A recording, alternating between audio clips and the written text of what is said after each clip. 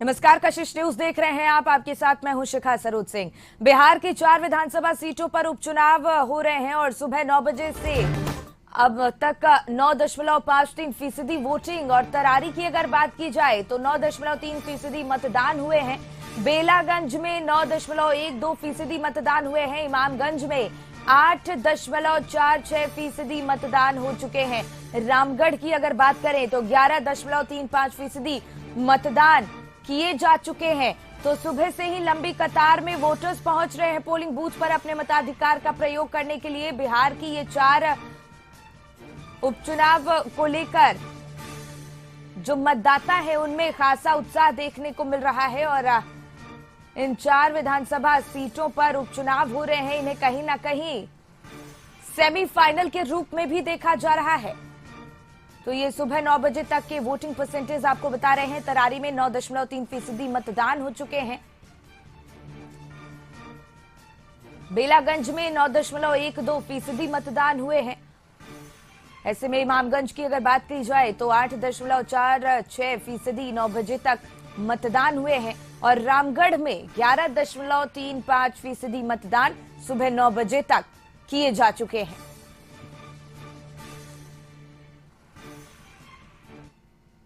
तो बिहार की 4 विधानसभा सीटों पर आज उपचुनाव हो रहा है। बेलागंज, इमामगंज, तरारी और रामगढ़ सीट पर उपचुनाव है। वोटिंग सुबह 7 बजे से शाम 5 बजे तक होगी। नक्सल प्रभावित विधानसभा इमामगंज में हेलीकॉप्टर से निगरानी रखी जा रही है। सुबह से ही मतदान केंद्रों पर सुरक्षा के पुख्ता इंतजामात भी किए गए हैं। उत्साह के साथ वोटर्स यहां पहुंच रहे हैं और इस चुनाव को 2025 के विधानसभा चुनाव से पहले सेमीफाइनल के रूप में देखा जा रहा है। दोनों ही गठबंधन ने प्रचार में पूरी ताकत झोंक दी है। अब जनता की बारी है। अगर सीटों के समीकरण और प्रत्याशी की बात करें तो बेलागंज सीट पर जहानाबाद से आरजेडी सांसद सुरेंद्र यादव के बेटे विश्वनाथ सिंह हैं और उनके खिलाफ जेडीयू से मनोरमा देवी हैं।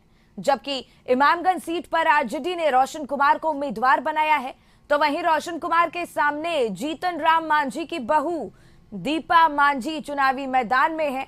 तरारी सीट पर पूर्व विधायक सुनील पांडे के बेटे विशाल प्रशांत हैं, जबकि उनके सामने माले से राजू यादव उम्मीदवार हैं। और रामगढ़ सीट की अगर बात की जाए तो आरजेडी प्रदेश अध्यक्ष जगदानंद सिंह के बेटे अजीत सिंह उम्मीदवार हैं और उनके खिलाफ बीजेपी ने अशोक सिंह को प्रत्याशी बनाया है।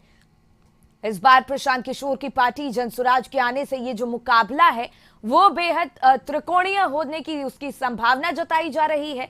एनडीए और इंडिया गठबंधन के साथ साथ जनसुराज पार्टी ने भी सभी 4 सीटों पर अपना उम्मीदवार उतारा है।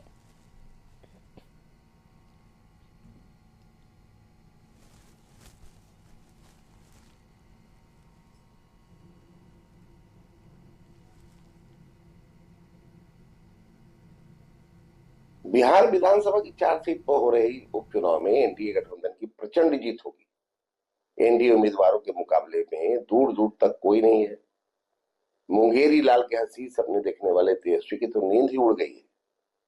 तय हार देखकर इंडी गठबंधन में घोर हताशा है। बिहार उपचुनाव की तरह ही झारखंड विधानसभा चुनाव में इंडी के शासन का द एंड होने वाला है। झारखंड की जनता ने भ्रष्टाचार में लिप्त हेमंत सोरेन को सबक सिखाने का मन बना लिया है। झारखंड के लोग भ्रष्टाचार के आरोप में जेल जाने वाले नेता को अब कभी प्रदेश की बागडोर नहीं सौंपेंगे। और इमामगंज विधानसभा क्षेत्र से आशुतोष जी हमारे सहयोगी इसी पर और ज्यादा जानकारी और तस्वीरें लिए जुड़ गए हैं। आशुतोष जी, सुबह 7 बजे से ही लगातार वोटर्स पहुंच रहे हैं। 4 विधानसभा सीटों पर आज उपचुनाव हो रहे हैं। बिहार में चुनावी माहौल है, वहां पर क्या तस्वीर देखने को मिल रही है? नहीं, इमामगंज में थोड़ी सी तस्वीर अलग है क्योंकि 10 बज रहे हैं और जो वोटिंग परसेंटेज आ रहा है वो 8.5% के आसपास आ रहा है। जिस बूथ पर हम खड़े हैं वहाँ की तस्वीर हम आपको दिखा दें। यहाँ पर जो वोटर हैं वो बहुत कम संख्या में नजर आ रहे हैं। ये पंचायत है, रोशनखंड प्रखंड बाके बाजार है। जी। और सबसे बड़ी बात यह है कि इस तरह की तस्वीर की उम्मीद बिल्कुल नहीं थी, क्योंकि इससे पहले हम लोग बेलागंज में भी गए थे तो वहां पर काफी तादाद में वोटर्स नजर आ रहे थे, लेकिन यहाँ वोटरों की संख्या काफी कम नजर आ रही है। मुझे लगता है कि सुबह का समय है और हो सकता है अपने घर के काम निपटाने के बाद यहाँ पर वोटर पहुंचे, तो जो उत्साह होना चाहिए वो उत्साह यहाँ पर नहीं दिख रहा है। और हमें उम्मीद है कि हो सकता है आने वाले समय में ये उत्साह और ज़्यादा बढ़े। सबसे बड़ी बात यह है कि यहाँ पर जो प्रतिष्ठा दांव पर लगी है वो जीतन राम मांझी की प्रतिष्ठा दांव पर लगी है, क्योंकि अब उनकी बहू चुनावी मैदान में है और आरजेडी के उम्मीदवार से उन्हें टक्कर मिल रही है। अब सवाल ये उठता है कि क्या जीतन राम मांझी की बहू जीतन राम मांझी की विरासत को संभाल पाएंगी या फिर जनता उन्हें मौका देगी या नहीं देगी, वो तो वोटिंग के बाद ही पता चल पाएगा। लेकिन फिलहाल परिस्थितियां ये बताने के लिए काफ़ी है कि वोटिंग केंद्र पर, हालांकि ये मैं एक वोटिंग केंद्र का फिगर दिखा रहा हूँ, तस्वीर दिखा रहा हूँ, आगे और भी बहुत सारी तस्वीरें मिलेंगी। हमारे साथ राम प्रवेश जी हैं, यहाँ के संवाददाता, हम उनसे जान लेते हैं। राम प्रवेश जी, ये क्या हो गया है यहाँ पर? तो वो तस्वीर दिख नहीं रही है। देखिए, यहाँ का जो उपचुनाव है, इमामगंज विधानसभा क्षेत्र का जो चुनाव है, ये तो उपचुनाव है। जनरली जो चुनाव होती है तो उसमें जो आम पब्लिक होते हैं और जो वोटर होते हैं उनके अंदर जो काफ़ी उत्साह रहा करता है, लेकिन ये उपचुनाव को लेकर के मतदाता जो है उतना ये नहीं हो पाए हैं। इसके लेकर के जो अभी हमने 6-7 बूथ पे गया था, सभी बूथ पे यही हाल है। हालांकि हमने तो एक जन स्वराज पार्टी का जो कैंडिडेट है उनके गांव में भी गए थे, बैरी बनवास गांव है, वहां का भी जो रुझान देखा, जो मतदाता की जो संख्या देखा, जस्ट यही संख्या। तो क्या उदासीनता, मतलब वो क्या, इस उदासीनता को कैसा देखा जाए? पॉजिटिव देखा जाए या निगेटिव देखा जाए?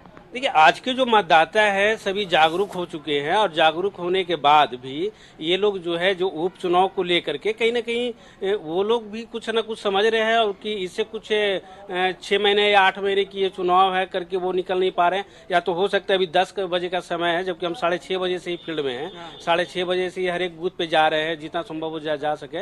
लेकिन जो स्थिति सुबह 6:30 बजे थी, हमें तो लग रहा था कि 6:30 बढ़ेगा, लेकिन 10 बजे तक भी वो संख्या। अच्छा, यहाँ के मुद्दे क्या नजर आते हैं? चूंकि नक्सल प्रभावित इलाका माना जाता है, मुद्दे क्या नजर आते हैं? आपने घूमा होगा, देखा होगा, क्या मुद्दे नजर आते हैं? देखिए, अभी हम जो क्षेत्र कशिश के माध्यम से तो पहले भी हम दिखाते रहे हैं कि जो जिस सड़कें से हम जा रहे हैं, अगर इधर विकास हुआ तो हुआ हो, लेकिन जो भी इमामगंज विधानसभा क्षेत्र में विधायक बने या सांसद बने या पहले थे, वो लोग अगर सुदूरवर्ती क्षेत्र की बात करें तो वो क्षेत्र में थोड़ा सा भी यहाँ पे विकास नहीं हुआ। सिर्फ अगर हुआ है तो जो सड़क है उसके 5 से 10 किलोमीटर के आसपास में विकास हुआ है, लेकिन अंदर की अगर बात करें, जो बॉर्डर इलाका है, झारखंड और बिहार की बॉर्डर इलाका है, वहाँ पे अगर विकास की बात करें तो ना की बराबर। कुछ तो एरिया ऐसे हैं वहाँ पे अभी से ही लोग बोर्ड लगा दिए हैं कि बोर्ड नहीं, रोड नहीं तो बोर्ड नहीं, चूँकि जंगली क्षेत्र है, वहाँ जाने में लोगों को परेशानी है। बरसात आया तो सब सड़कें बह जाती है। अभी बरसात खत्म हुआ तो लोग अपने मेहनत से, मजदूरी से पैसा इकट्ठा करके रोड को समतल कराते फिर जाते हैं। वो तो कई सालों से उस क्षेत्र में लोगों का सड़क की मांगे हैं, लेकिन जो यहाँ का स्थानीय प्रतिनिधि बने हैं, सांसद विधायक, वो नहीं दिए। लेकिन कहीं न कहीं लोगों में भी आक्रोश भी है कि जो भी आते हैं जीत के जाते हैं, लेकिन हम लोगों को विकास नहीं करते। मतलब डेवलपमेंट एक मुद्दा होगा, बहुत बड़ी बात है। बिल्कुल बिल्कुल आशुतोष जी, बहुत बहुत धन्यवाद आपका ये तस्वीर हम तक पहुंचाने के लिए। दोबारा आपका रुख करेंगे।